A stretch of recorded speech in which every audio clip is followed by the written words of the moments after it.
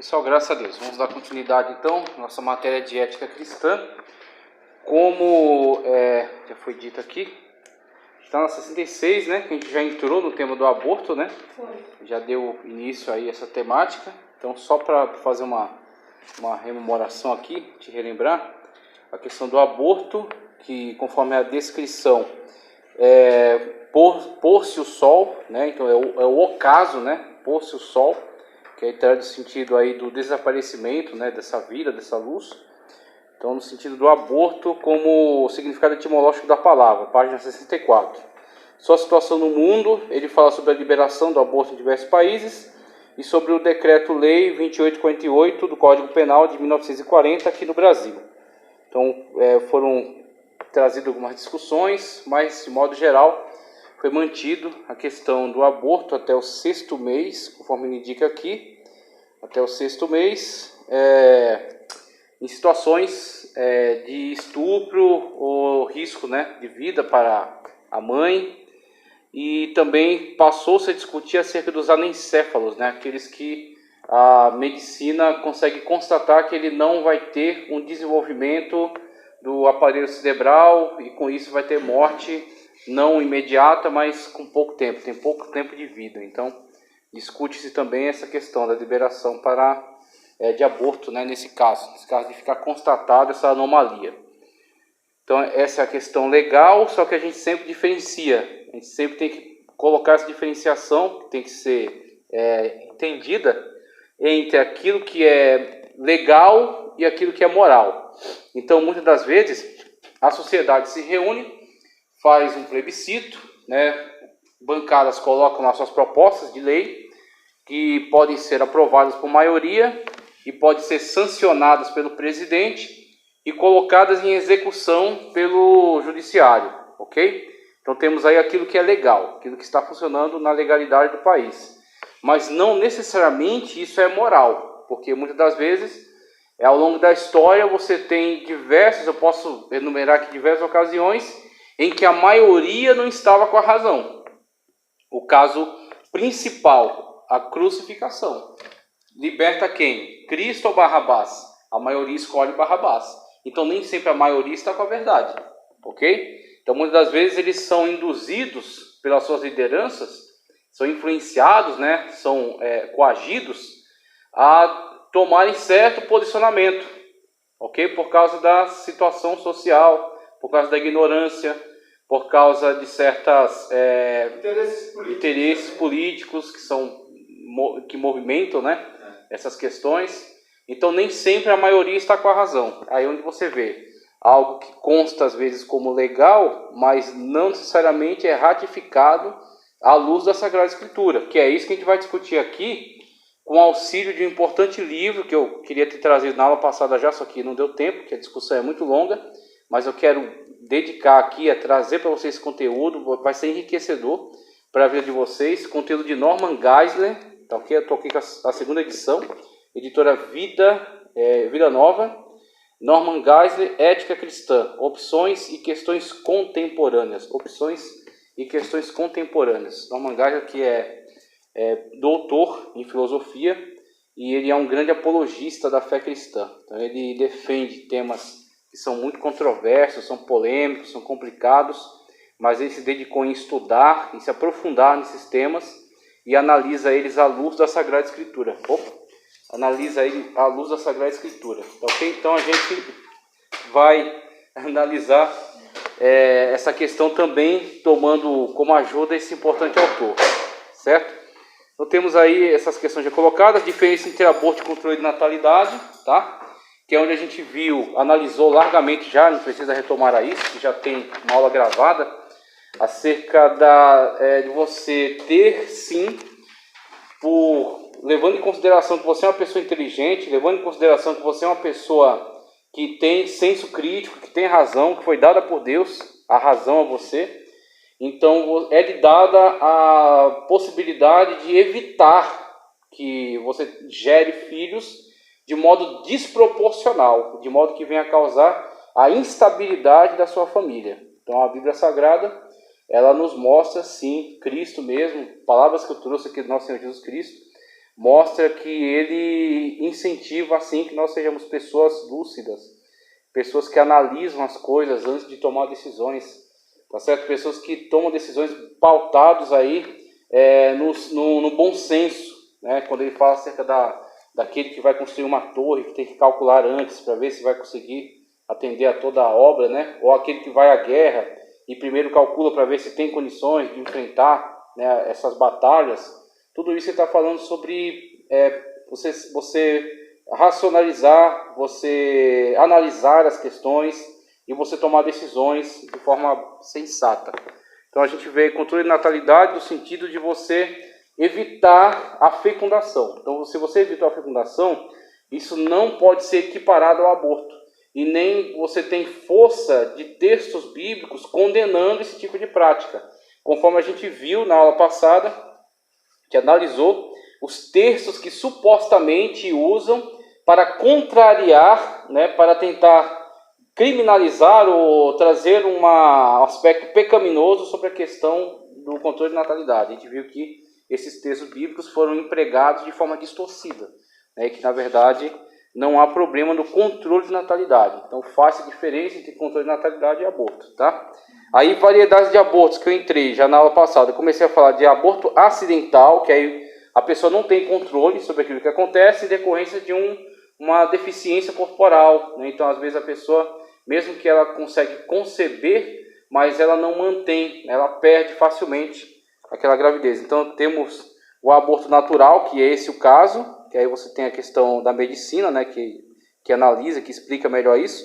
O aborto acidental, trata-se de problemas alheios, como por exemplo um acidente ou um trauma psicológico. A pessoa recebeu uma notícia e essa notícia foi tão terrível que causou hemorragias, né, e a pessoa acaba por isso sofrendo um aborto. Então temos aí essas situações.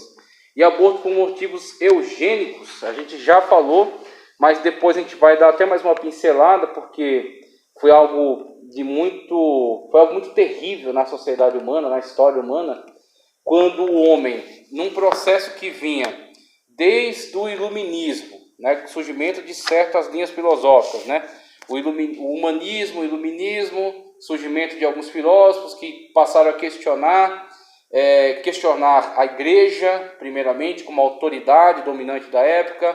Depois passa a questionar a Bíblia Sagrada como fonte de autoridade de fé, como revelação. Da Bíblia Sagrada passa a questionar Deus mesmo, se é que Deus existe ou não.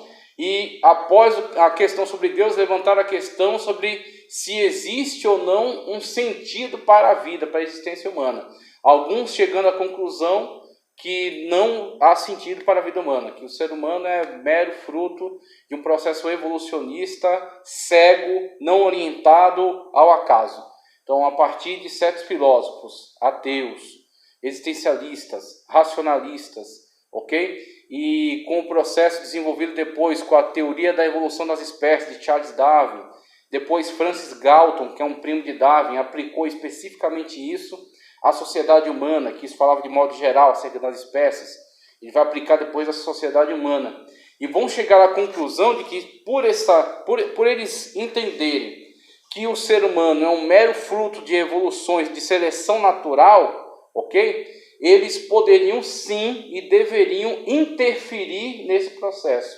Aí onde entra a malfadada eugenia, onde eles vão tomar a autoridade, eles vão tomar para si a autoridade que não tem, que nunca lhes foi dada, vão tomar para si a autoridade de dizer que determinadas características raciais representam evolução e outras características representam atraso, retardo.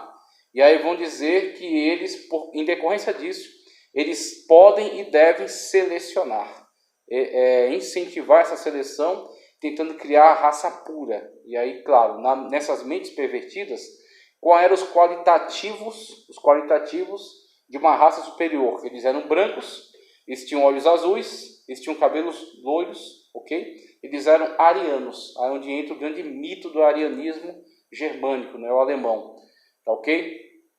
Um fato interessante que ilustra a ignorância, a estupidez, tá certo, desses supostos cientistas, quando, por exemplo, nas propagandas nazistas, querendo promover a raça pura, a raça evoluída, eles fizeram um grande concurso para escolher os bebês que representavam o bebê ariano perfeito, o bebê que seria símbolo.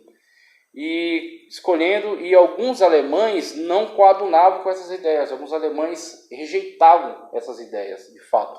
Muitos alemães eram contra essas ideias. E um desses, que era fotógrafo, ele fazia fotos para diversas famílias, diversas etnias, e dentre elas ele conhecia uma família de judeus. E fez fotos também da filha deles, e a filha deles era loira. Quando é criança, às vezes tem essa questão, né? A pessoa, quando é criança, a cor de um cabelo depois sofre umas certas mudanças. E ela era, quando criança, quando bebê, ela tinha aquela imagem que, para a mente doentia dos nazistas, representavam o bebê ideal. Loira, rosada, gorda, com aparência de saúde, de felicidade, né? Aquela questão da inocência, né? Da criança, Aí, o que ele fez? Para tirar uma chacota, né? Com esses supostos entendidos aí. Ele pega uma foto dessa criança, que é uma criança judia, e ele põe no concurso. E, surpreendentemente, ela ganhou o concurso. Só que, claro, ele nunca disse, né? Porque senão a família ia sofrer perseguição. Mas a criança passou no concurso e saiu estampada nas revistas, jornais, o bebê ariano perfeito. Era uma judia. Era uma judia. Aqueles idiotas nem sabiam que o bebê ariano perfeito, escolhido por eles, era uma judia, na verdade. Passou pouco tempo aí, até encontraram a mulher, né, a senhora já de idade, e ela contou sobre essa situação. A família se viu um pouco assustada quando viu a foto do filho deles estampada nos jornais e revistas nazistas. Eles até saíram de lá para não ter nenhum problema. Mas algo que ilustra a estupidez humana, até que ponto pode chegar. Então, quando a gente fala acerca disso, parece que não, mas se você não tomar cuidado, certas ideologias destrutivas, certas ideologias demoníacas, satânicas, elas se camuflam, como a própria Bíblia fala acerca do diabo, que ele, se preciso for, se transforma em anjo de luz para enganar, né, se assim fosse possível, enganar os escolhidos, o que não é. Mas ele tenta tudo, inclusive até se transformar em anjo de luz, né, aparentemente em anjo de luz. Então ele usa essas questões de engano, de aparência, de fingimento. Ele ruge como um leão buscando quem possa tragar, mesmo não sendo, mas ele toma para si essa aparência. E aí nós vemos estas ideologias se adequam e se camuflam em outras para tentar permanecer na sociedade. Você vê a eugenia, ela entra assim por dentro, ela se transforma em certo aspecto, essa questão de planejamento familiar. Aí a gente faz uma separação entre planejamento familiar, levando em consideração os preceitos bíblicos, tá? E um planejamento familiar que atenta completamente contra a Escritura e lança a mão de ferramentas as mais absurdas possíveis, até aquelas que eram empregadas pelo nazismo, tá certo? Por esses grupos. Você vai ter planejamento familiar, que toma como pressuposto o direito à privacidade, o direito ao conforto, o direito à proteção sobre determinadas pessoas, e para isso eles dão a esta pessoa, eles concedem a ela o direito de decidir sobre a morte de uma pessoa que está sob a sua tutela, que está sob os seus cuidados. Então, para proteger a privacidade de determinada pessoa, eles entregam uma vida para que ela destrua, para que ela mate. Então, vemos aí essas questões, elas continuam presentes, elas continuam ainda na sociedade e têm que ser discutidas à luz da Sagrada Escritura. Temos que estar prontos para, se necessário, nos posicionarmos de forma veemente, porque senão, se a igreja não tomar uma posição, a sociedade vai sendo tomada, a sociedade vai sendo dominada novamente por essas ideias que são destrutivas. É por isso que em algum momento essas questões têm que ser discutidas. Então essa é uma oportunidade, uma sala, né, de aula, discutindo sobre ética cristã, mas isso tem que ser levado, como tivemos a revista de EBD, discutindo sobre isso, ideologia de gênero, e a respeito dessas coisas um tanto mais complicadas, mas precisamos ter mais palestras, precisamos ter seminários, cursos, precisamos discutir, para que a gente possa entender melhor e nos posicionar de uma forma mais coerente com a Sagrada Escritura. Senão facilmente a gente é pego de surpresa, né? Oi, Júnior. Pode falar. Eu tenho um sentimento quando você fala assim, né? Quando a gente fala, quando a gente ouve alguém falar, seja em pregação, seja em qualquer discurso, né? A igreja ensina, a gente tem que aprender, a gente tem que combater. Sim. A exemplo do que você falou, os líderes, os governantes que criam a inglês, Sim, né? sim. Às vezes eles empurram para a sociedade, só que coisa que eles fazem para atender a sociedade, porque ela vai estar corrompida. Isso mesmo, né? isso mesmo. Aí quando é essa questão da igreja, dos ensinamentos da igreja, que deve ser ensinado sim, eu fico me perguntando, deve ser ensinado sim, claro, mas para os seus não se corromper, não ir no mau caminho, não aprovar, não fazer igual, porque reverter essa sociedade, esse é o fim dos tempos. Sim, caminha cada vez para uma piora, então né? a visão mais... Tem que ser ensinado, para a gente não se corromper. A visão mais realista é pessimista, assim, sobre a sociedade. Só que você vê, se você consegue criar uma consciência, como a sociedade ocidental, ela foi criada em cima de uma consciência cristã. Sem a consciência cristã não há mundo ocidental. Nós estaríamos inclusos em outras formas de mundo, o mundo árabe, islâmico, ou o mundo tribal, ou o mundo oriental, né, que tem outras formas de vida, de enxergar o mundo. Por exemplo, sociedade de castas da Índia. Oi? Budismo, o budismo, a forma como eles lidam com o mundo. Então, se a gente olha o que se diferencia desse, o mundo ocidental, o que criou o mundo ocidental? Uma consciência cristã, juntamente com a cultura greco-romana, né, o direito romano, a filosofia grega, a fusão disso com o cristianismo, a sociedade ocidental da qual nós estamos, com a questão do direito, né, da privacidade, da liberdade de expressão. Tudo isso é em cima de uma consciência cristã do valor intrínseco do ser humano. Agora, por que eu estou dando toda essa volta? Porque existe uma superestrutura que é alimentada, e a gente às vezes nem para pensar na importância do professor de EBD, na importância do pastor, do pregador, mesmo que não tenha um grande renome, da professora, da ensinadora, da pregadora, que cria uma consciência. Essa consciência alimenta essas pessoas que fazem funcionar o sistema. E que poderão alimentar interferir. Outras. Na hora do vamos ver, é a consciência dela que vai reger as suas decisões. Então, muitas das vezes, a gente olha e tenta analisar as questões muito assim, a partir de cima. Sendo que, na verdade, elas começaram na base. Então, na base, você criou uma consciência coletiva que tem estes valores. Pronto. A partir desse momento, você não sabe para onde essas pessoas vão. Às vezes, eu vou dizer até para você, às vezes elas nem permanecerão na igreja. Às vezes até vão sair dali e vão fazer outras coisas nas suas vidas. Mas se elas chegarem a determinadas posições, ela vai ser um policial, ela vai ser um vereador, ela vai ser um prefeito, ou ela vai ser um advogado.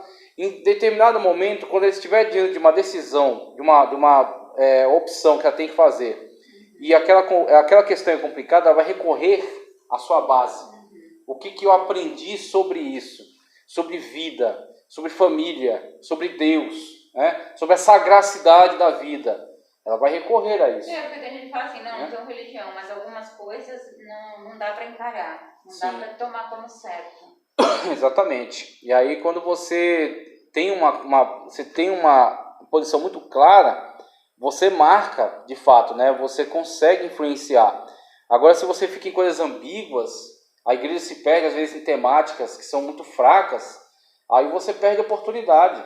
Agora, quando você coloca essas questões, você se posiciona, você fala, a Bíblia Sagrada, ela diz isso, pronto, você está passando para a pessoa o subsídio necessário para que, quando ela tomar a decisão dela, ela seja alimentada por essa influência. Então é necessário, mesmo que, como você falou, de fato, sociedade, uma visão mais racional sobre ela nos mostra uma certa perspectiva pessimista, de uma piora. Mas o quanto de piora vai haver? Aí você vai ver a ação ou a omissão. Depende se a igreja se omitir... do teu nível de ação. Exatamente. Se a igreja se omitir, a coisa vai degringolar muito mais rápido, vai ladeira abaixo. se a igreja se posicionar, ela segura um pouco mais essa degradação, que é onde entra a interpretação, que eu acredito ser correta, sobre aquele que resiste ao maligno, que ele não vai tomar o poder até que do meio seja tirado, que eu acredito ser a igreja na face da terra, que o Espírito Santo está nela. Um exemplo foi as nossas últimas eleições aí, né? Um exemplo máximo. Um exemplo máximo. O risco, imagina. Exatamente. Misericórdia. Mas ele já nasceu cego, então ele não pecou. Então, aí você tem, por exemplo...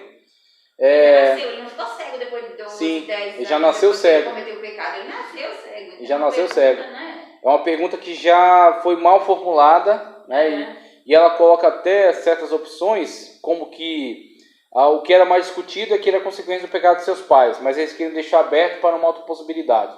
Né? Então eles colocam essa opção, que é um tanto descabida. Mas a resposta foi como assim?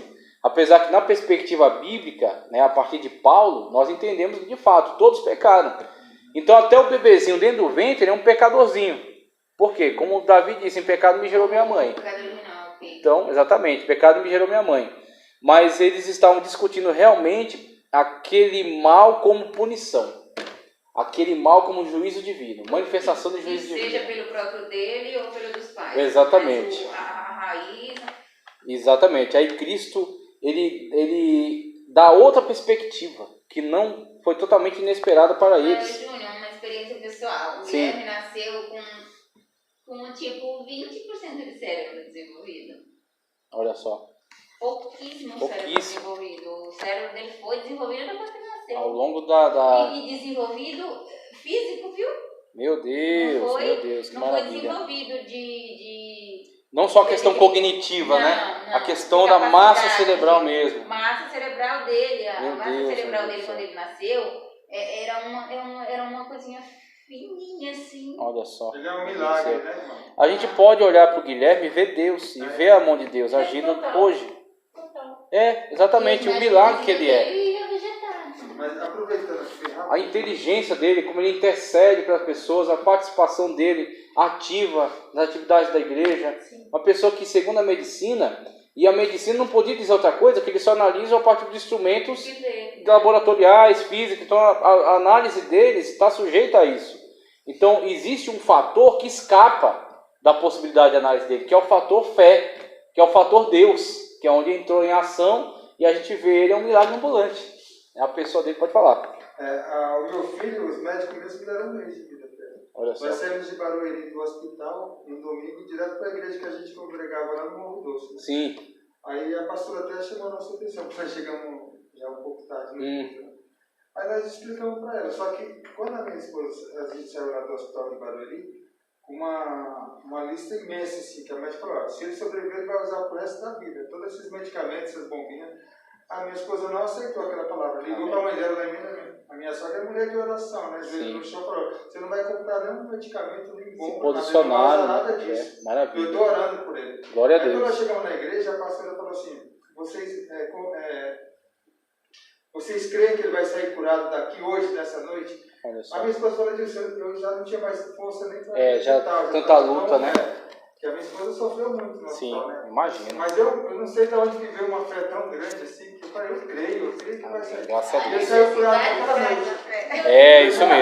Isso mesmo. Meu filho saiu curado naquela noite. Graças a Deus. Você tem ideia, ele tinha febre de mais de 40 graus. Meu Deus. E assim, meu filho, eu nem sei te falar, a última vez que ele teve um resfriado, você vê como que ele é. A gente precisa estar chamando a atenção dele, porque ele não parou nenhum. Ativo, exatamente. Muito bom. Você vê como que é a mão de Deus, né? É um fator que escapa ao que a questão humana, análise, né, humana, análise médica, a perspectiva humana. É o fator fé, né, o fator espírito, é o fator Deus, que não pode ser contabilizado, né, dentro da lógica humana. E de fato está além dela, está acima dela, né? Então a gente tem que levar em consideração, né, como a irmã Ed mesmo colocou, tem que levar isso em consideração também. Quando o Guilherme tinha, dia 12 de outubro do ano que o Guilherme nasceu, em 2007, Deus usou uma irmã e ela leu o diagnóstico do médico que tinha dado do Guilherme. Eles falaram que não vai andar, não vai enxergar, Meu Deus. não vai falar, Olha isso. não vai, entendeu? Vai vegetar E Deus está dizendo para você hoje que Ele vai falar, que Ele vai Meu orar, Deus, que maravilha, vai, que bênção, que bênção. Ele é, de fato, uma contradição para a medicina. Contraditou totalmente toda a perspectiva da lógica humana. E é maravilhoso, que são os milagres, né, dos tempos atuais. A gente tem que olhar para esses casos, para essas situações. Aí aborda a questão do aborto por motivos terapêuticos, ó. São aqueles tipos de abortos que comprometem a vida da mãe. Aí você tem, até Norman Geisler discute essa questão. Você tem, qual é a perspectiva aí? Você tem duas opções, tá ok? Você tem duas opções que vão trazer um benefício. Então, você tem a situação na qual você não provoca essa situação. Não é você que cria essa situação. Mas certos fatores que você não controla te colocam nessa situação. E aí, diante dessas duas escolhas que são igualmente importantes, você tem apenas uma que vai se beneficiar daquela escolha. Você tem a vida da mãe, que é uma pessoa que já está formada, já tem uma história, ok? Então não estamos dizendo aqui que intrinsecamente ela vale mais do que a outra vida. Estamos dizendo aqui apenas que ela é uma vida, tá certo? E que o bebê também é uma vida. As duas vidas são importantes. Aqui você tem uma pessoa que tem todo um contexto de história. É uma mãe, muitas das vezes ela tem outros filhos que dependem dela. Ela tem um marido, tá certo? Tem toda uma estrutura que depende dela. Agora, claro, colocando na balança vida por vida, ambas as vidas são importantes. Mas aqui você tem uma história. Aqui você tem uma pessoa que vai ter uma história ainda, que vai começar uma história ainda. Então você tem aquela situação, né, que é de infrações de segundo. É uma escolha que tem que ser tomada de uma forma rápida. Se eu tentar prosseguir com essa gravidez, é risco de vida para a mãe. Né? Se eu interromper essa gravidez, eu consigo salvar pelo menos a mãe. Está tendo uma hemorragia muito grave. Para poder operar, infelizmente, não vai poder prosseguir a gravidez. Então você tem duas escolhas, duas opções que são igualmente importantes. Não estamos aqui tirando o valor intrínseco do feto. Não estamos tirando o valor intrínseco, né, daquele ser que está sendo gerado. Os dois são importantes, mas temos que tomar uma escolha. Alguém vai se beneficiar dela positivamente e outro vai ser afetado negativamente. Mas desse lado aqui temos uma história. E daquele lado ali temos a pessoa que ainda vai construir uma história. E num cenário desse também, né, Júnior? Pode ser que se a mãe morre, o filho também não se salva. Exatamente. Ainda tem essa situação. Ainda tem essa situação, exatamente. E aí agora tem, como a gente vê na Bíblia, situações aqui na hora do parto, a mãe sofre hemorragia e acaba apenas o filho preservando a vida. Mas temos Benjamim, né, que até ia se chamar Benoni, por causa da situação na qual Raquel estava, a hemorragia que ela teve, né, e a situação que ela sabia mesmo que estava para expirar, estava para morrer, e na sua agonia ela põe o nome de Benoni. Só que Jacó, percebendo aquela situação e vendo que a sua esposa infelizmente ia partir, e aquela criança ia ficar com aquele histórico, né, na hora ele altera, não, vai se chamar Benjamim, né, o filho da minha destra, né, que aí dá essa situação. Então temos situações difíceis que demandam uma escolha rápida, só que essa escolha precisa levar em consideração padrões, e esses padrões têm que ser definidos antes.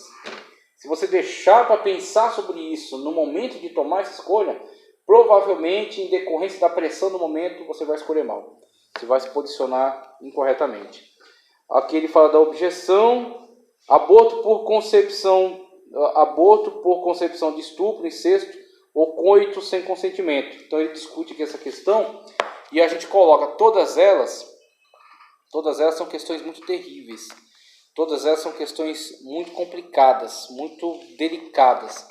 Só que a gente não pode fechar os olhos para a realidade na qual aquela criança que foi concebida, ela é uma vida. Então nós não vamos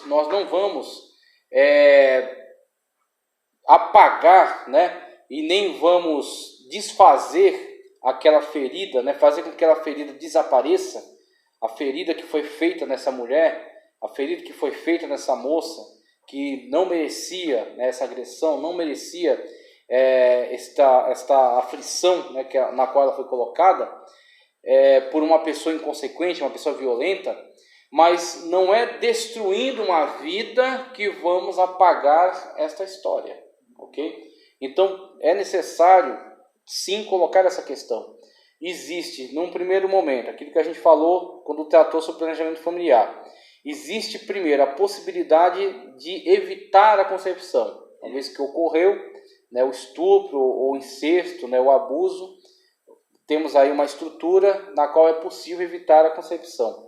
Agora, uma vez a concepção ocorrida, é necessário se colocar a questão com a importância que ela tem, com o peso que ela tem. E é necessário se expor isso à pessoa. Aí onde entra o conflito entre o que é legal e o que é moral. Legalmente falando, e eu não vou aqui bater no Estado por causa disso. Eu não vou aqui me voltar contra o Estado por causa disso. Porque o Estado ele tem que pensar friamente. O Estado ele é uma coletividade. Ele não é. Nós estamos aqui num governo xiita cristão, né? Onde a só mentalidade cristã domina todo o quadro e as pessoas estão agindo subjugadas, né, pelo Evangelho. Toda vez que o Evangelho tentaram colocar o Evangelho como uma normatização obrigatória, ele nunca funcionou. O Evangelho ele só funciona para aqueles que aceitam, tá certo? Não é por força nem por violência, mas pelo meu espírito, conforme foi dito lá em Esdras. Essa lógica prevalece. Então, o evangelho imposto não é evangelho mais. O evangelho imposto é outra coisa. Foi transformado em uma outra coisa que tem nada a ver mais com a palavra de Cristo. Então, o que acontece? O Estado te permite. Isso. Né? Agora, a gente não pode assim pensar, olha, não, vão atacar o Estado porque está contra esses preceitos. Meu irmão, o Estado ele é uma coletividade. Então você tem outras pessoas que também pagam impostos, outras pessoas que também participam, né, desse coletivo e que tem uma outra visão acerca disso. Agora, claro, a maioria vai prevalecer no sentido de regular aquilo que o Estado vai dar maior apoio ou não vai apoiar ou até vai proibir. Então você vai ter todo esse equilíbrio político, né? Então você tem, por exemplo, a situação na qual é entendido, a partir dessa visão estatal, que o estupro ele vai dar a possibilidade da realização do aborto até determinado período, até o 6º mês, como eles colocam aqui. Então eles dão essa possibilidade, visando apenas essa questão, né, de sanar, de tentar contornar, né, este mal sofrido pela vítima, esse mal sofrido pela pessoa que passou por essa situação terrível. Agora, olhando aonde entra o contraste, é legal, mas é moral? Onde a gente olha para a questão da Sagrada Escritura e a gente percebe que toda vida é sagrada, toda vida é sacrossanta, né? É um valor dado por Deus. Então a gente, olhando a perspectiva bíblica e deixando de lado essa questão do Estado, com a sua legalidade, a gente se coloca do seguinte modo: uma vez que ocorreu, o ideal é evitar a concepção. O ideal é evitar, né, a formação do zigoto, né? Que haja concepção e a partir da concepção esta vida, ok? Então o ideal é que se evite isso. Uma vez que não se evitou, necessário se fará colocar essa mulher, sim, a questão da responsabilidade sobre a vida que está em seu ventre e que não tem qualquer culpa sobre a agressão sofrida por ela.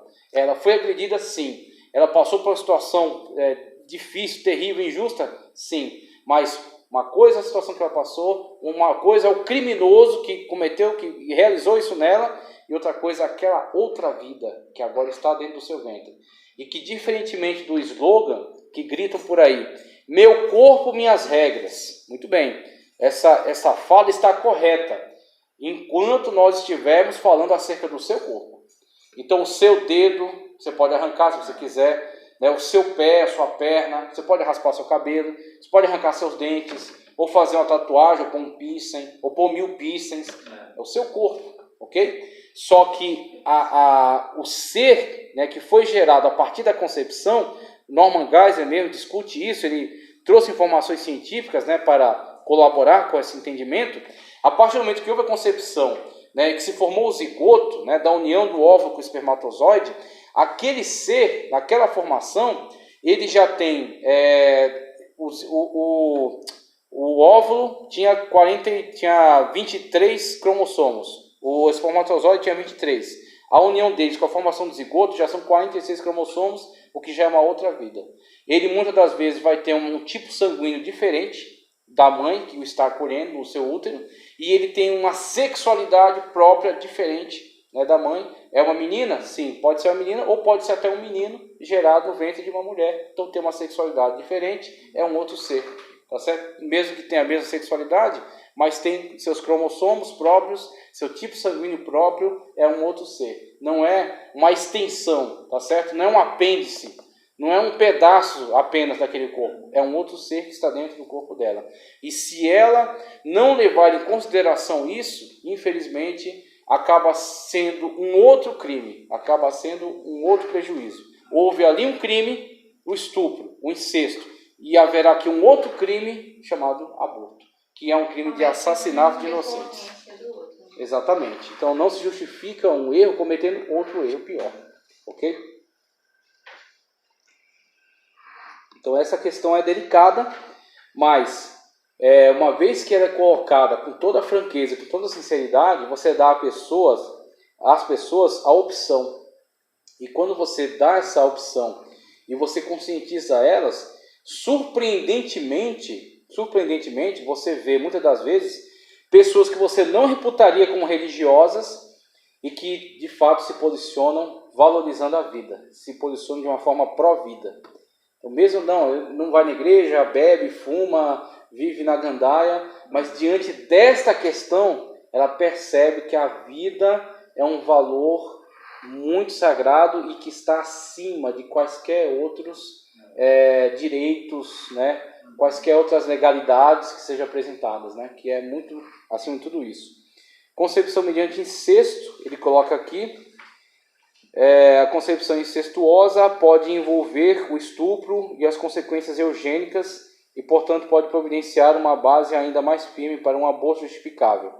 Por qualquer dos motivos, isoladamente, parece que nenhuma obrigação moral possa ser imposta sobre uma moça para levar a termo sua gravidez incestuosa.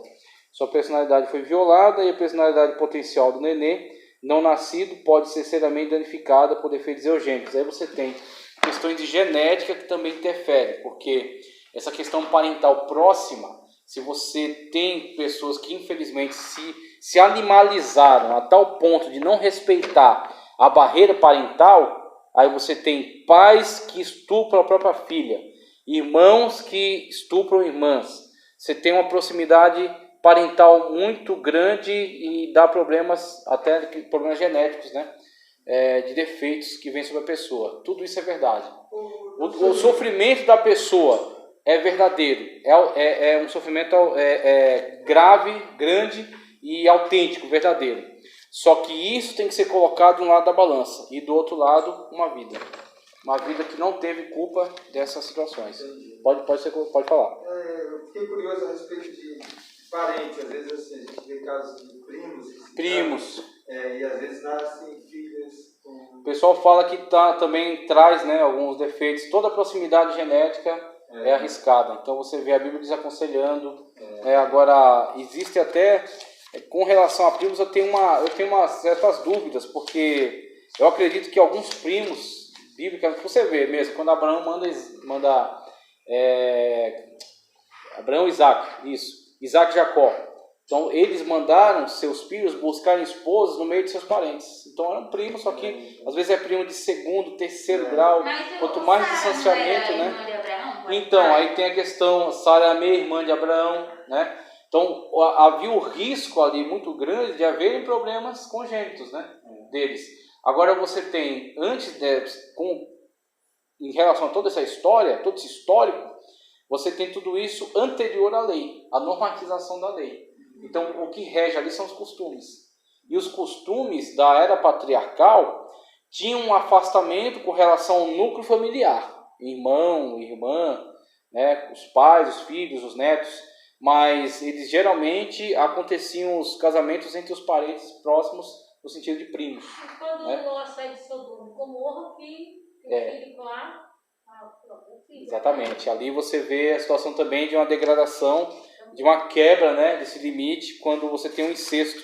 Aquela que geraram Amaleque, né, que gerou Moabe, elas acreditavam piamente que aquele fogo que desceu do céu, que eles não tinham comunicação, né, mídia, nada disso, né? Então eles se isolaram. Hoje também, eles se isolaram num lugar. Aí viram que o fogo desceu. Só que eles não sabiam até que extensão aquilo havia acontecido, né? A destruição, em que proporção tinha ocorrido. Elas acreditavam que a raça humana ia se acabar. Elas colocaram na cabeça que a raça humana ia se acabar. Aí elas foram tomar aquele ato de incesto, né, com relação ao pai delas, para tentando preservar a raça humana. Claro, foi um equívoco, né? Foi um erro, mas... Ô, Júnior, mas também existe casos hoje que pode ser genético de pais que não têm nenhuma relação de parentesco. Sim, exatamente. De pais que Que não tem nenhuma relação de parentesco. O que acontece é que aumentam as chances, mas não é que necessariamente vai ter um defeito, né? Então pode ser que não tenha, mas aumentam as chances de ter. Por exemplo, Agora, o meu filho podia ser genético. Sim. E o pai dele não teve nenhum tipo de relação de parentesco. Nenhum tipo, né, de proximidade. Podia ser genético. Pois é. Então você tem essas questões aí. Você tem apenas um aumento da possibilidade, mas não necessariamente que vai, né, acontecer.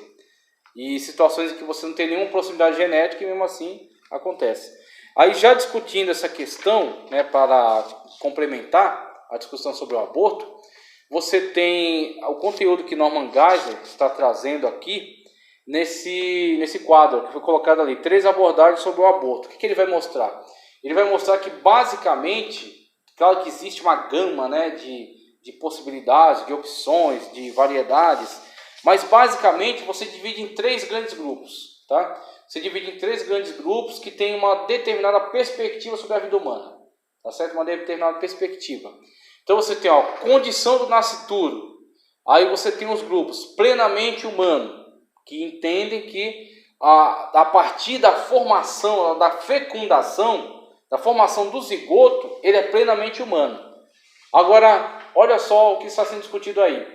Atribuir humanidade ou não humanidade ou parcial humanidade àquele ser que foi gerado. Quem é que tem o direito de dizer se determinadas pessoas são humanos ou não são humanos? Ou são humanos a partir de tal momento, a partir de tais circunstâncias. Quem determinou essas circunstâncias nas quais ele passa a ser um humano? Então você vê que alguém possa separar como tais. Exatamente. Aí você tem novamente aquilo que eu falei durante a aula, o retorno do mesmo espírito que movimentou as mentes da eugenia, a questão eugênica, a questão da seleção das espécies, né? Da seleção, de tentar buscar que estes têm tais características, então são humanos, aqueles não têm tais características, então não consideramos como humanos. E aí Norman Geisler vai estabelecer uma separação, primeiro entre os grupos, depois entre os argumentos. Então ele coloca, tem grupos que dizem que a partir da fecundação é-lhes dado intrinsecamente o direito de serem considerados humanos. São plenamente seres humanos. Por quê? Porque ali você tem um ser humano que está num processo de desenvolvimento no qual ele vai permanecer até a sua morte. Lá na ponta, quando ele estiver bem idoso, ele vai estar próximo da sua morte. Mas aqui, nesta ponta, na sua concepção, ele está no início. Mas é um ser humano, independentemente do momento da sua vida. Independentemente das características que tenha. É um ser humano. E não se discute. Então, tem essa primeira posição. Tem a posição do meio, que diz que é humano em potencial. Aí você tem uma progressividade na característica da aquisição de humanidade. E aí você tem, por exemplo, a lei dizendo que ela permite em tais circunstâncias o aborto até o 6º mês. Você vê um pouco disso aí.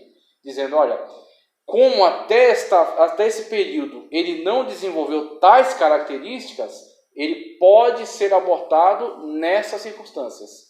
Aí onde eu falei para vocês, o Estado ele não vai ter um olhar bíblico. O Estado vai ter um olhar coletivo e vai atender a demanda das massas.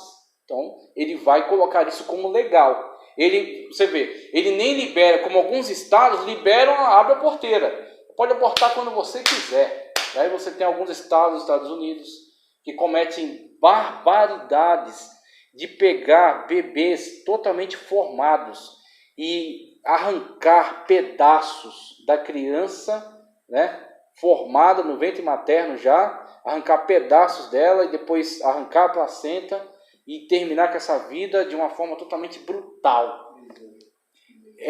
Você pode considerar pessoas assim civilizadas? Uma medicina dessa? Qual é a diferença entre uma clínica de aborto que desquarteja crianças totalmente formadas em ventres e acampamentos nazistas que jogavam pessoas humanas informes ou jogavam em salas e jogavam veneno nelas para testar a eficácia dos venenos? Qual é a diferença, meu irmão? A diferença é que um usava uma suástica e outro usa outro símbolo, mas é a mesma prática. Então você tem o absurdo de lugares que permitem o aborto a qualquer momento. E aí eles cometem crimes, assassinatos, em massa. Então é isso que ele vai contra-argumentar aqui. Então o humano em potencial, é o grupo do meio, sub-humano, aí onde você tem, a coisa fica feia mesmo, fica complicada mesmo. Sub-humano, ou seja, ele sequer é um ser humano. Ele é uma coisa.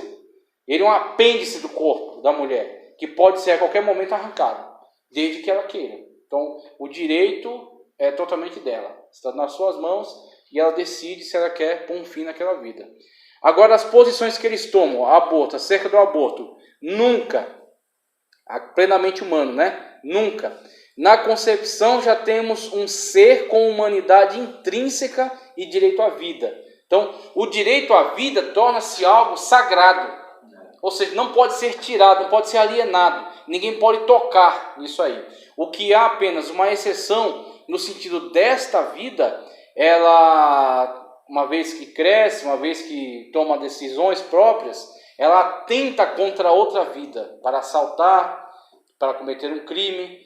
Aí você, para proteger vidas inocentes, você elimina aquela. Aí você tem o poder de polícia, aí você tem o poder de exército.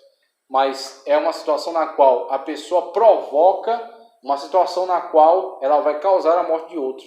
Então a vida dela é tirada.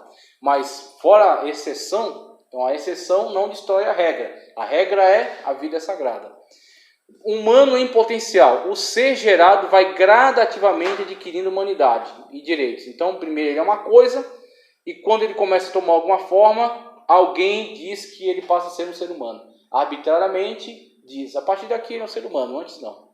Sub-humano, a qualquer momento, o aborto pode ser praticado aqui nunca, ali algumas vezes, né? Aí você tem as exceções da lei, e ali a qualquer momento, são as propostas que vêm de alguns grupos que têm na sua mente algumas correntes ideológicas, que defendem algumas bandeiras, tá certo? E que dizem estar tentando preservar os direitos de determinado grupo. Das mulheres, por exemplo. Então, supostamente, defendendo os direitos das mulheres, lhes incentivam a cometer crimes de assassinato. O ser é mera extensão do corpo em que está hospedado no momento. Tá certo? Então, eles, até uma exemplificação que criaram, disseram, olha, o bebê no ventre materno é como um estranho que entra na sua casa e come da sua comida e dorme lá e fica lá. Se você se cansar dele, você pode ter o direito de pôr ele para fora. Porque é a sua casa. Estranho na sua casa e começa... Então, aí onde entra as contra-argumentações. Fala muito bem, só que se você convidou essa pessoa para lá, ele continua sendo um estranho? Você convidou ele para lá. Aí, por que você se cansou dele? Você tem o direito de matá-lo? Porque colocar um estranho para fora não é a mesma coisa que abortar. Porque um estranho, tá bom, você expulsou ele, mas ele vai pegar seu rumo, vai fazer alguma coisa da vida. Um bebê, exatamente, né? A expulsão de um bebê de ventre materno é necessariamente a sua morte. Não é como mandar um amigo que abusou da sua boa vontade na sua casa. Então o exemplo foi fraco, exatamente, o exemplo foi totalmente fraco. Porque o amigo ele pode sair, ele vai se virar, ele sobrevive, vai o bebê. Olha o que cada um toma como fundamento, ó. Para plenamente humano, a vida é um bem supremo que deve ser protegido a todo tempo. Você vê, ó, se você perder essa perspectiva, você está dando poder a determinados grupos de determinar qual é o momento certo de nascer, quem deve morrer, né? Quando deve morrer. Você tem nessa ponta aborto, na outra ponta você tem eutanásia. por exemplo, a pessoa deu direito aí, os parentes podem realizar a eutanásia. Você está desacordado lá. Você não quer morrer daquele jeito, daquela maneira. Só que o Estado deu aos seus parentes o direito de decidir sobre a sua própria vida. Tá certo? Uma coisa que eu confesso aqui, uma pessoa que vive sustentada por aparelhos durante longo tempo, de fato, ela não tem qualidade de vida. Ela não está sustentando sua própria vida. Sua vida está sendo sustentada artificialmente. Então, a questão não é fácil, ela é complexa mesmo, difícil mesmo. Só que o X da questão é, será que você pode confiar, dar tanto poder a determinados grupos, a determinadas instituições? Quem vai decidir sobre se você vai nascer ou se você vai morrer? São os médicos?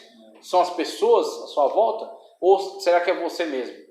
Né? E aí onde entra a questão da vida ser um bem inalienável e protegido desde a sua origem, tá certo? Desde que ela passe a existir. Mas, Júnior, eu equiparo, equiparo a questão de uma pessoa em coma, nos aparelhos, a uma vida no ventre da mãe que tem gravíssimos problemas de saúde. Sim, pois é. E do mesmo jeito que Deus pode fazer o milagre ou no ventre ou posterior, não importa. Do mesmo jeito que pode tirar uma pessoa Exatamente. do coma, então é a mesma. Então precisa levar essa perspectiva, né? Precisa encarar também essa perspectiva.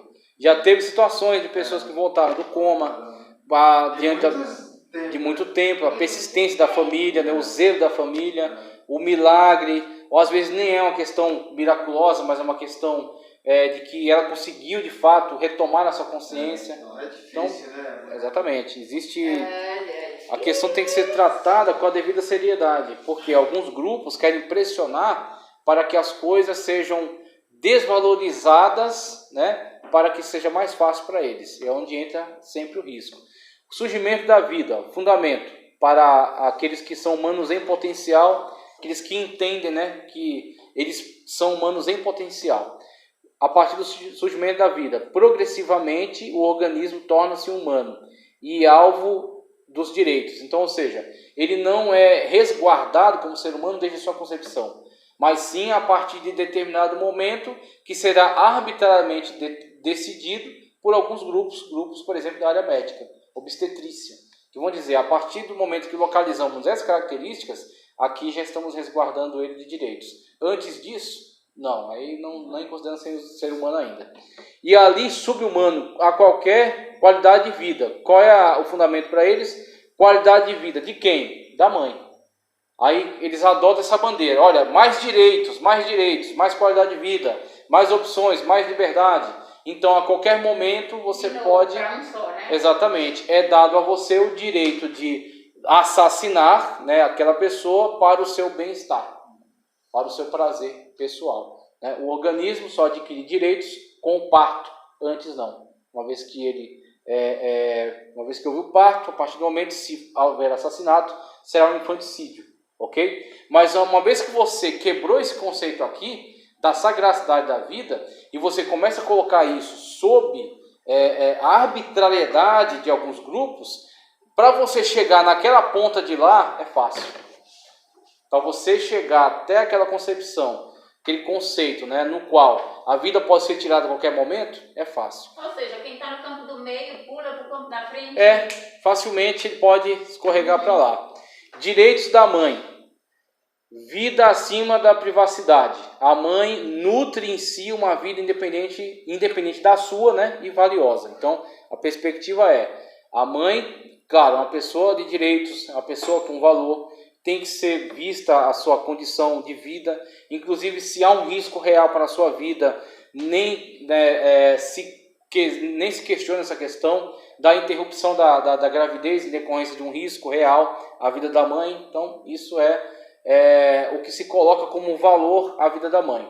Mas a vida que está sendo nutrida nela não é um pedaço dela, é uma outra pessoa, tem direito à vida, a vida é sagrada, ok? Então, se não for em decorrência de uma situação na qual a vida da mãe está em risco, não se abre, né, exceções, nem se discute essa questão. Combinação de direitos na questão humana em potencial, com o avanço biológico, o ser adquire proteção de seus direitos. Então, em algum momento haverá liberdade para o aborto, dentro daqueles casos que foram colocados, mas chegando-se a determinado momento, essa possibilidade é tirada, uma vez que eles entendem que a partir dali é um ser que gosta de direitos, direito à vida. Baseado aí nesse item, por isso que no caso de abortos, digamos que seja espontâneo, registra-se a criança até uma determinada idade da gravidez, obriga-se a registrar a criança, velório e tudo. Sim, é dado como natimorto, né? Então, a partir dessa perspectiva da lei, quando chega até certa fase, então é lavrado, né, uma certidão de nascido morto, tem uma personalidade civil. Agora, antes disso, é somente um documento, né? Exatamente a idade da gestação, mas eu sei que a partir de um momento faz-se, do jeito que a gente vai registrar com aqui foi colocado a partir do sexto mês, só que eu não sei se mudou isso aí, tá ok? Eu acredito que permanece ainda. Então, de 6 meses em diante já tem personalidade civil, então já é dado é como um cidadão de direitos já, né? Então, mesmo que ele não nasceu ainda, mas já é um cidadão de direitos. Ali, ó, privacidade acima do direito à vida. A mãe é a única detentora de direitos. Então, isso é colocado como, por motivos quaisquer, tá? Eu não quero ter essa criança porque vai atrapalhar. Não quero ter essa criança porque vai me incomodar. Então, meu amigo, você pode eliminar esta vida. Da faculdade, não quero ainda não. Exatamente. Então, ela assim, quando cometeu sexo, ela sabia que tinha camisinha, né? Sabia que tinha pílula no dia seguinte, como o pessoal chama vulgarmente por aí, né? Sabia que tinha todos esses meios anticoncepcionais, ok? Ela não fez uso de nenhum deles, engravidou. Uma vez que a vida está ali se desenvolvendo, ela julga ainda ser um direito dela matar aquela vida por qualquer tipo de justificativa. Toma leite e usa chá. Exatamente. Então, e você ainda tem a possibilidade de esta pessoa levando a gravidez adiante e a criança nascendo, ainda existe a possibilidade de entregar para adoção. E muitas delas preferem ou abortar, ou uma vez nasce, mata a criança depois de ter nascido, joga a criança em esgoto, joga a criança em latas de lixo, ok? Então, claro, tem bastante casos, né? Tem muitos casos. Tem que ser levado em consideração algumas questões. Por exemplo, essa questão da depressão pós-parto, né, que é um quadro clínico. Então a gente não vai discutir em cima de coisas que a gente não tem como elaborar. Eu não sou médico. Então isso é uma questão para o médico. O médico vai analisar a partir do conhecimento que ele tem, certas características, e vai chegar à conclusão, né, de que aquilo foi uma depressão pós-parto, ou aquilo de fato foi um crime, né? A pessoa não estava... Essa questão da depressão pós-parto, difícil você chegar a uma avaliação... Aliás, você não chega a uma avaliação certa, né? Mas definitiva, né? Eu já vi avós que tirou da mãe uma criança... Em decorrência do risco, né? Sim. É o mais sensato. Uma vez que... Os tiraram, separaram, porque havia risco... No hospital mesmo, no hospital mesmo, as enfermeiras já começam a observar, né? Se a mãe tem afeição à criança, se ela se preocupa. É muito comum criança, hoje, né? Psicólogos ir visitar as mães. É o certo mesmo, exatamente. Tem que ser. Tem que ser prestado essa assistência. Tem raiva do psicólogo do lado. Tipo, o que você vai fazer aqui? Não precisa vir aqui. Sim. Não, mas eles não saíram porque eram na minha cama. Eles ainda fazem uma reunião ainda. Uma reunião. Agora. Muito bem. E isso é o correto. Isso é o certo. A minha amiga, eu vou lá, minha amiga de convivência de 20 anos, viu, Júnior? Olha só. Ela teve depressão pós-parto, ela subia na laje com um bebê, ela ouvia uma voz e dizia assim, joga lá, não vai acontecer nada. E você vê, pode ser uma influência demoníaca? Sim, pode ser. Mas também pode ser um descontrole hormonal também. Pode ser um descontrole hormonal.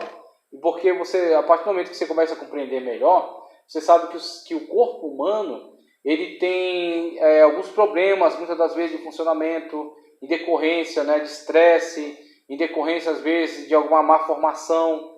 Então, você tem que analisar essas questões e tem muitas das vezes que expor a um especialista, né, para que o especialista vendo, se ele puder trazer alguma solução, puder trazer algum medicamento que equilibre isso de novo. Mas, claro, juntamente com isso, uma assistência espiritual, uma assistência emocional, né? A minha Estar amiga ao disse lado. que ela identificou que era o diabo mesmo. Aí, você vê E ela que... falava, vou sair daqui, senão vai ser tão pesado que eu vou jogar meu bebê lá embaixo. Olha, e ela conseguia chegar a essa conclusão e sair dali.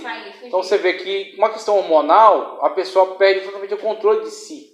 Né? Ela não consegue racionalizar e dizer, não, eu tenho que tomar outra... E depois ela chorava, se sentia culpada pelo que pensava. Olha só, impressionante. E evitava subir na laje com o bebê. Aí ela tomou uma decisão de evitar o risco. Contornar aquela situação. Então você vê, são muitos e a pessoa precisa de assistência, né? Em vez de julgamento, você precisa de ajuda, de assistência, não de juízes. Né? O conteúdo que eu quero trazer aqui, Norman Geisler, antes do fim da aula, veja só.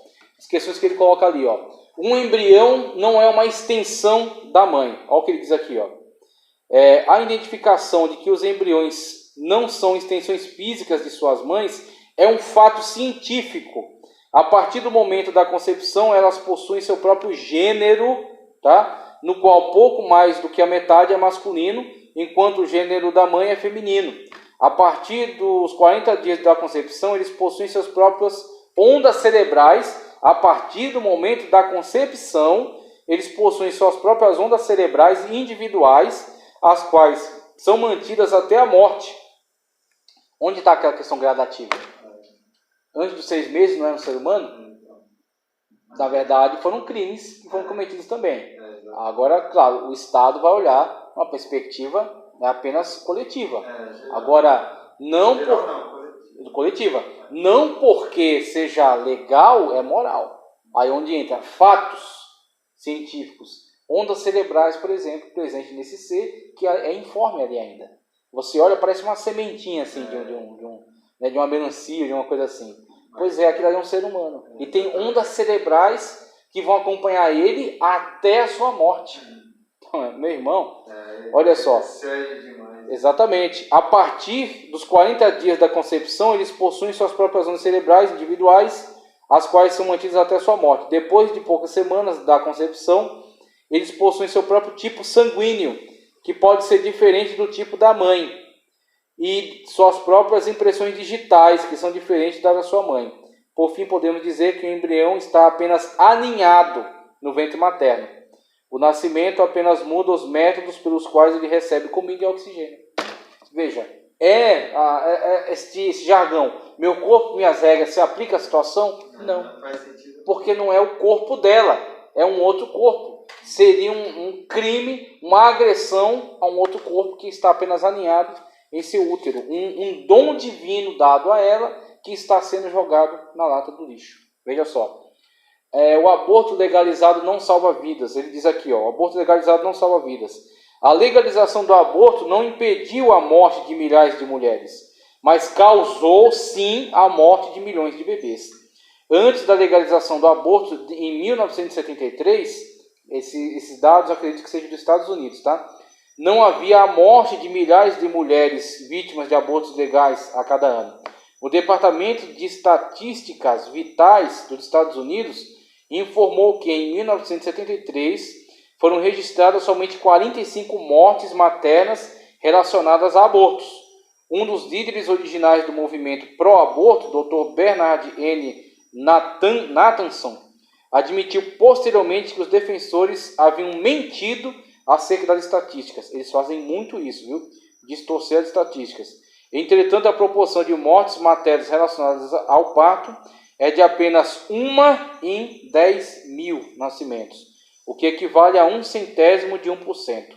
Partos estão entre os procedimentos médicos mais seguros no país. Agora, os abortos, o resultado morte para os abortos é de 100%. Então, a questão não é salvar vidas de mulheres, e sim matar inocentes. Essa que é a questão colocada a partir da legalização do aborto a qualquer tempo. Se livrar, né? Entendimento do direito de autonomia da mãe sobre o seu corpo. Entendimento do direito de autonomia da mãe sobre o seu corpo. Veja, de forma errada, essa posição pressupõe que apenas os direitos da mãe estão em vista. De fato, uma mulher tem o direito de controlar seu próprio corpo em circunstâncias normais. No entanto, quando ela carrega um ser humano em seu corpo, há um conflito entre dois direitos. O direito do bebê à vida em conflito com o direito do controle da mãe sobre o seu próprio corpo. E o direito à vida tem prioridade sobre o direito ao controle do próprio corpo. Em poucas palavras, esse argumento falha em lidar com a condição humana do nascituro, na comprovação de sua principal reivindicação. Então, somente até aqui já é suficiente para entendermos isso, a questão do direito de vida que é inalienável, né, a esse ser humano.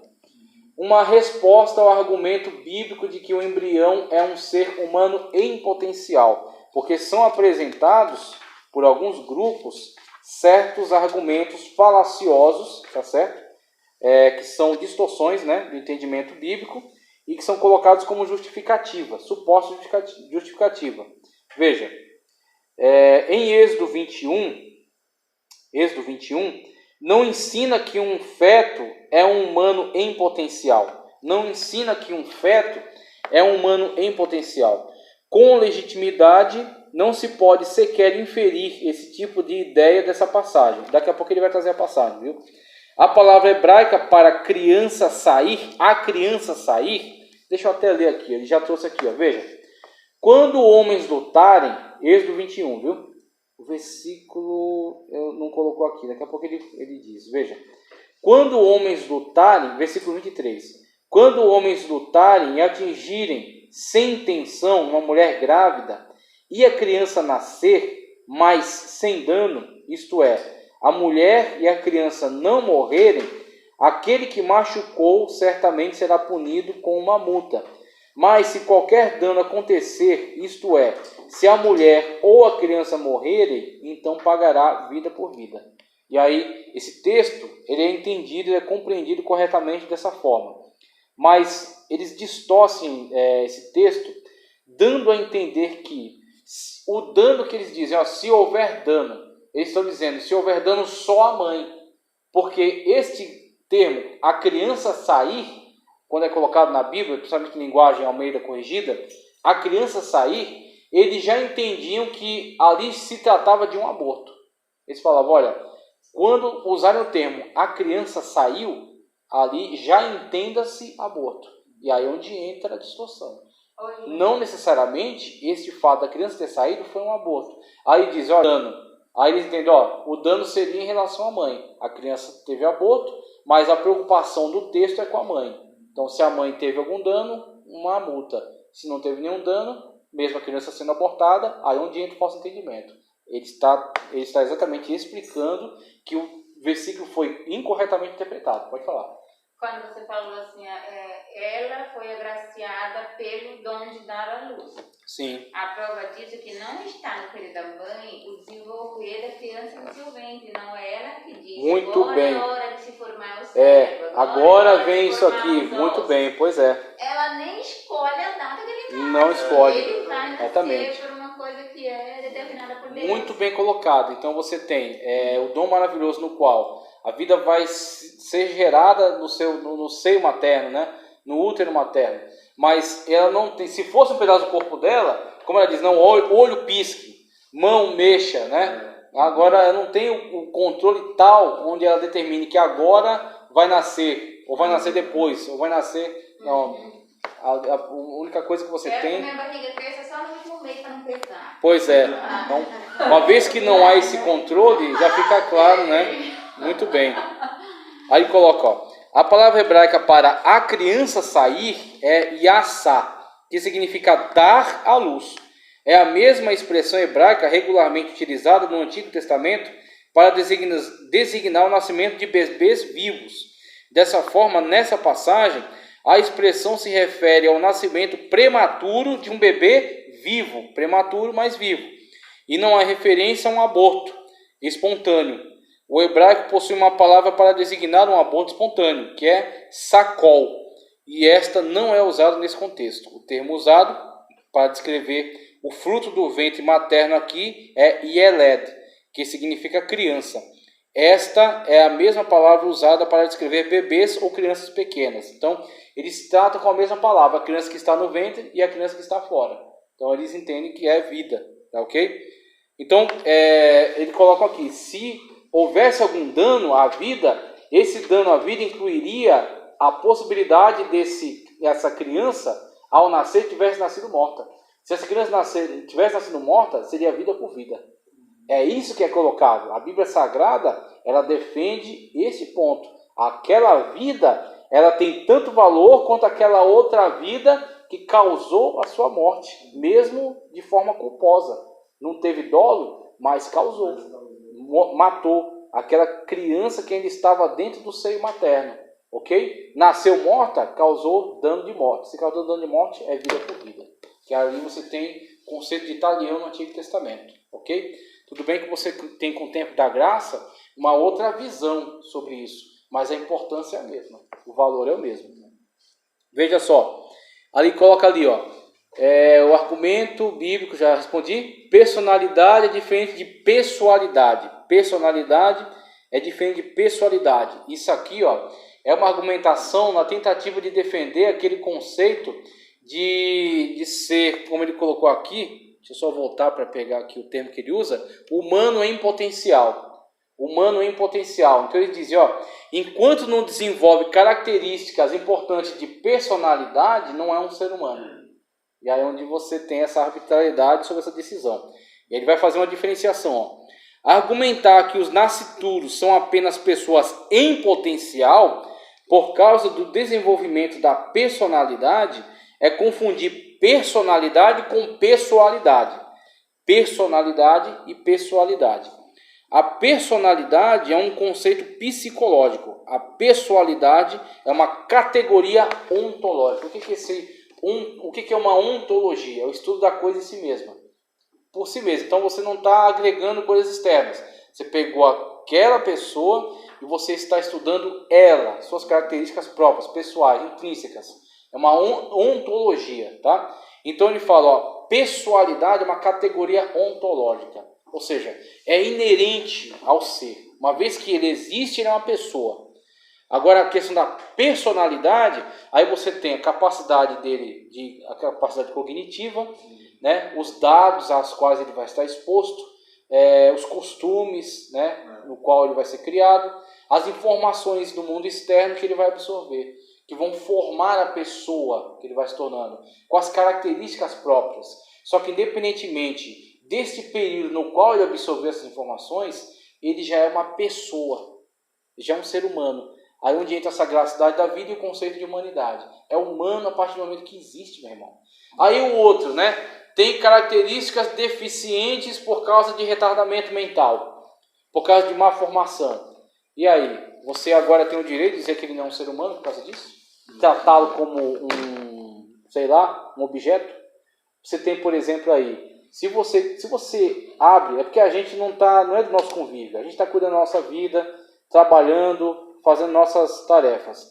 Mas tem pessoas que estão por aí, por exemplo, maquinando e planejando certas coisas que para nós seriam totalmente absurdas. Como, por exemplo, você tem hoje não é tão discutido, mas durante o tempo foi, a questão do clone, personalidade do clone, se ele é um indivíduo, se ele é um ser humano com direitos. Você tem, por exemplo, toda uma indústria médica necessitada de produção de órgãos, né? Então você tem, por exemplo, imagine, faça aí um esforço mental, certas liberdades que fossem sendo dadas, certas formas, né, de se definir as coisas, se dessem liberdade, por exemplo, a dizerem que se faltar tais características, tal ser não é um ser humano, é apenas uma coisa, né? Sendo uma coisa, pode ser gerado apenas para aproveitamento de órgãos. Você pensa que é difícil acontecer isso? Você pensa que é difícil acontecer isso? Não é difícil, não. Então, Por quê? Porque eu já vi boatos de um hospital em Osasco, que, se eu não me engano, é de um pronto-socorro que só recebe acidentes. Né? E que rola os rumores por lá que vai pra lá porque se chegou alguém acidentado muito feio, a prioridade é doação. É aproveitar, né? Aí é você e a equipe médica e as ideias que estão na cabeça deles. Né? Aí se você não tem uma formação moral, né, desses que vão ser os futuros médicos, De onde estão vindo essas pessoas que estão na classe médica da atualidade? Quais são as ideias delas sobre a vida? Se a pessoa tem um conceito puramente evolucionista, ele fala, bom, tá aí, tem um fígado, tem bons fígados, rins, coração, né? Exatamente. Aí ele comercializa. É difícil acontecer isso, meu irmão? E como que assina o óbito? É traumatismo craniano. Exatamente.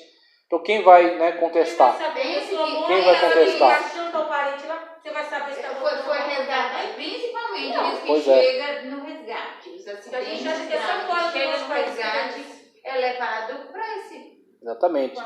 Então a questão não é dizer que não vou doar órgãos. A questão não é essa. A questão é. Alguém me matando tempo. Exatamente. E a questão é não tocar no valor da vida.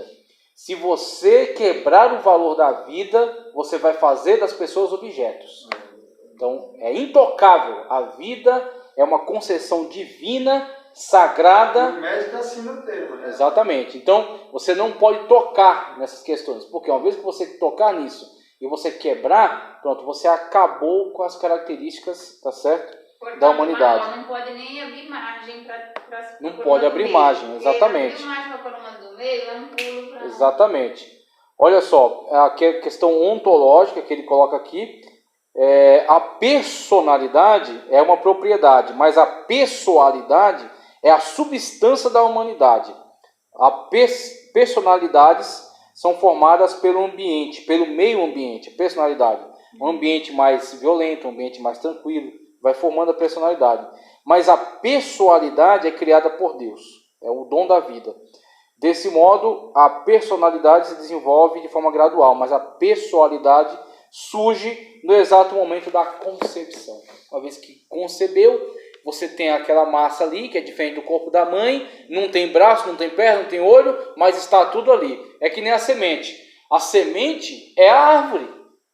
Você vai ter depois a maçã, o tronco, a folha, a raiz, tudo. Mas está tudo dentro da semente. Exatamente. Se você eliminar a semente, você eliminou a árvore, querido. Exatamente. Então, qual é a diferença? Você cortou a árvore depois que ela cresceu ou você pegou a semente e destruiu? Ali, a árvore está ali. Exatamente. Assim é com a vida. Ou seja, na semente já tem ali todos os ingredientes para que haja tudo que vai ser a árvore. A árvore vai ser formada. Exatamente. Apenas vai ser nutrido. Vai ser nutrido. Ele precisa de um ambiente propício. Exatamente. Vai ser nutrido para ser desenvolvido. Ela não colocou nada mais ali para que ele se desenvolva. Está tudo ali. Está tudo ali. Não foi agregado uma coisa, não. Só vai ser uma árvore se você pegar outra coisa e misturar. Não, meu amigo. É a semente só. Colocou ali, pronto. Se for nutrido, vai dar uma árvore. Veja, evidências científicas acerca da humanidade do nascituro. Veja o que ele diz. A ciência moderna conseguiu abrir a janela do útero. Como resultado disso, a evidência de que a vida humana individual começa no exato momento da concepção e da fertilização ficou cristalina. Que um óvulo humano fertilizado representa um ser 100% humano é fato genético. A partir do exato momento da fertilização, toda a informação genética encontra-se ali, está presente. O próprio sexo da criança também é determinado no momento da concepção. O óvulo feminino possui apenas 23 cromossomos. O esperma masculino possui 23 cromossomos. Mas um ser humano adulto normal tem 46 cromossomos. No exato momento da concepção, quando o espermatozoide masculino se une com o óvulo feminino, um novo e microscópico ser humano com 46 cromossomos surge. Do momento da concepção até a morte, nenhuma informação genética nova é adicionada. Tudo que é acrescentado, desde o momento da concepção até a sua morte, é comida, água e oxigênio. Ok? Então, temos aqui contribuição importante de Norman Geisler acerca da questão.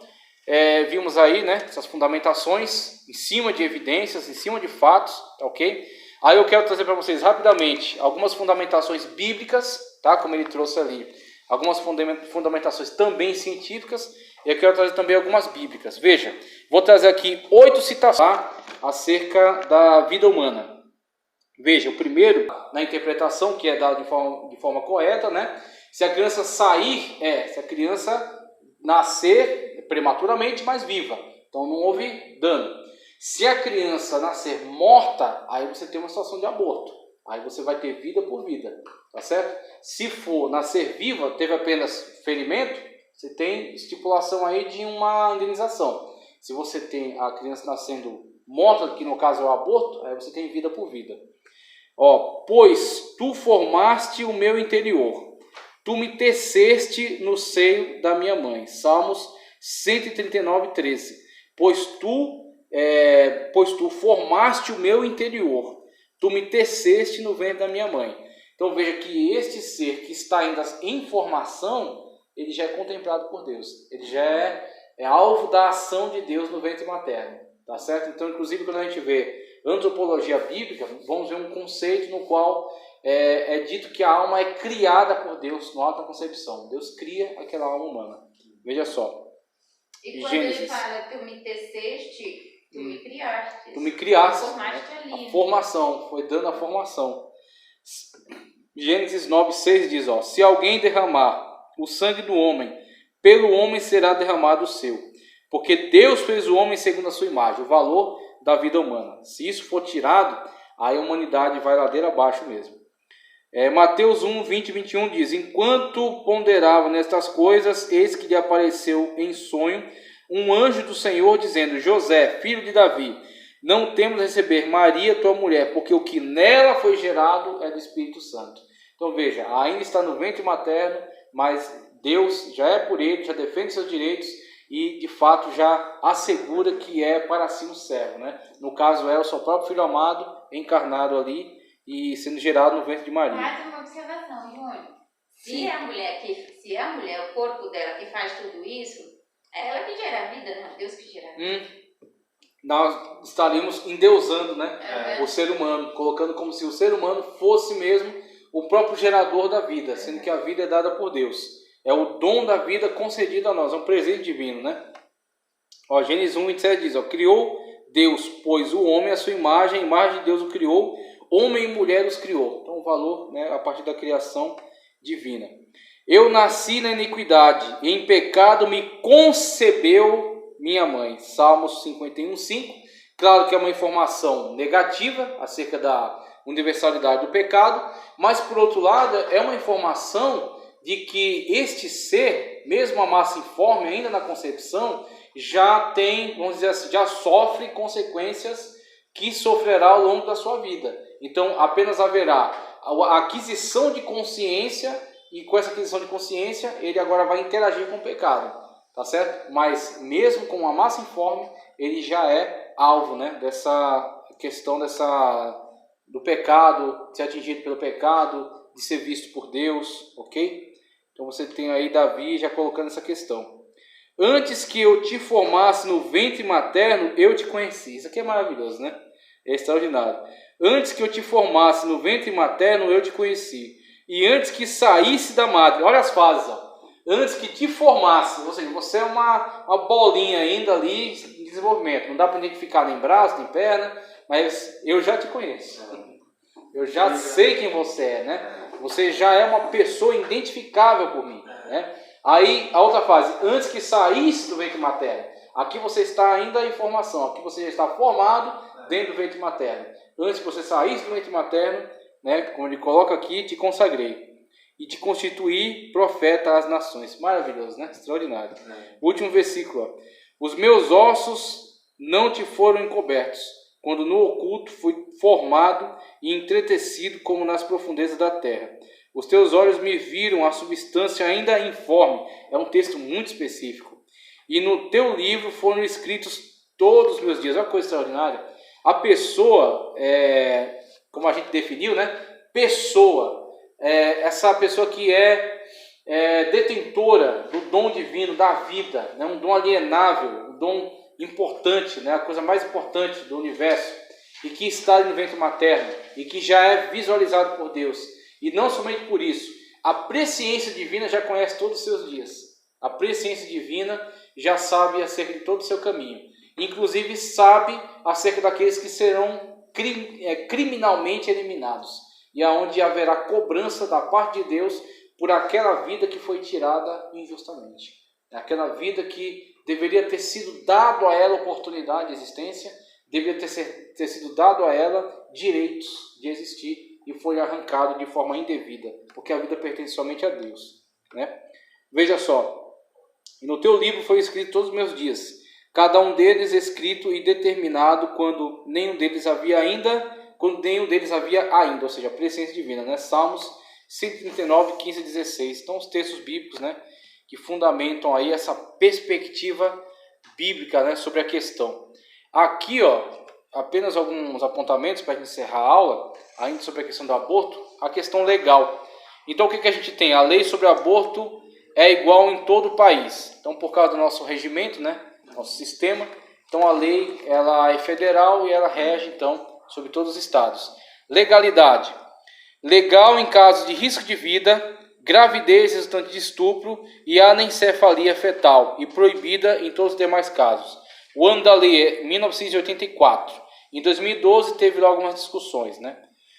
Apenas para a gestante de 1 a 3 anos, para o médico de 3 a 10 anos. Caso de aborto fora dessas concessões aí. Aborto ilegal, abortos ilegais por ano, número incerto. Mortalidade, 55 mulheres em 2014. Aí tem da onde foi obtida a informação, né? Situações anteriores. Em 1824, a Constituição do país proibia o aborto em todos os casos. Em 1940, a Constituição do país proibiu o aborto em todos os casos também.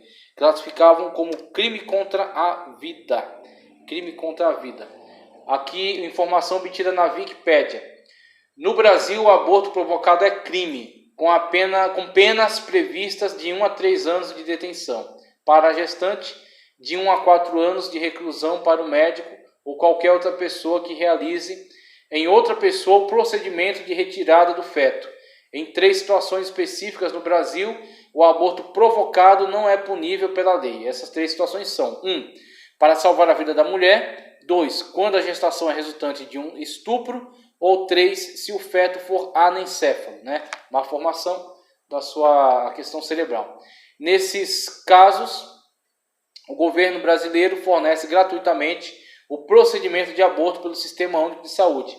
Essa permissão para abortar não significa uma exceção ao ato criminoso, mas sim uma excusa absolutória. Uma excusa absolutória. Diz que não há crime, então, nessas circunstâncias, né?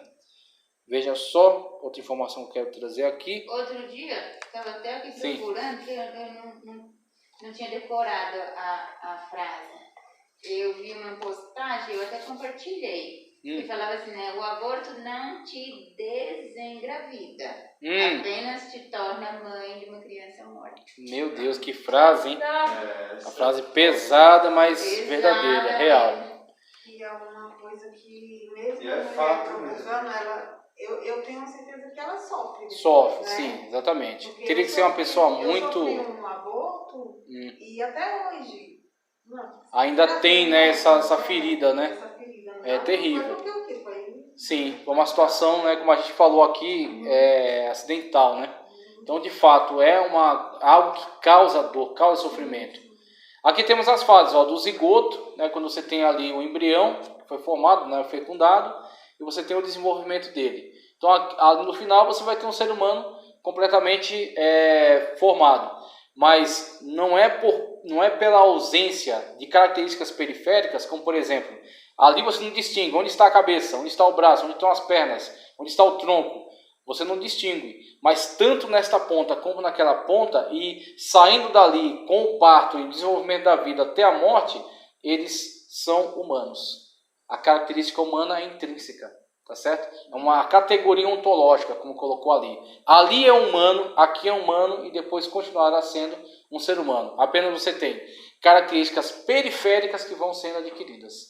Personalidade, caráter, membros, né, desenvolvimento corporal, depois deficiência corporal com envelhecimento, tá? Mas tudo isso é periférico. A questão dele ser um ser humano já é intrínseco a partir do momento da sua fecundação.